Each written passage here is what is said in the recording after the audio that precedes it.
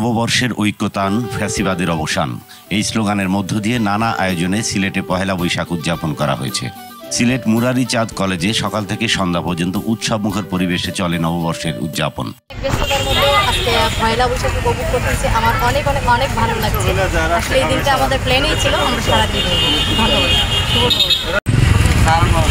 আমরা পরিবার পরিজন সবাই নিয়ে আসছি এখানে বাঙালি প্রাণের উৎসব শুভ নববর্ষ 1432। এখানে সাংস্কৃতিক অনুষ্ঠান হবে, তারপরে আমরা এই যে আসছি সবাইকে নিয়ে ঘোরাঘুরি করতেছি। পান্তাবাদ, বাঙালির রয়েছে যে পান্তাবাদ ইলিশ, সকালে আমরা এগুলো খেয়েছি। শাহজালাল ভার্সিটিতে যাবো, তারপর Madan Mohan college, Robert high school and college.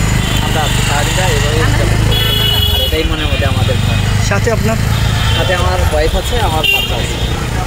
এই আয়োজনে শিক্ষার্থীদের স্বতঃস্ফূর্ত অংশগ্রহণ জাতীয় ঐক্যের এক অনন্য নিদর্শন হয়ে উঠবে বলে মনে করছেন আয়োজকরা।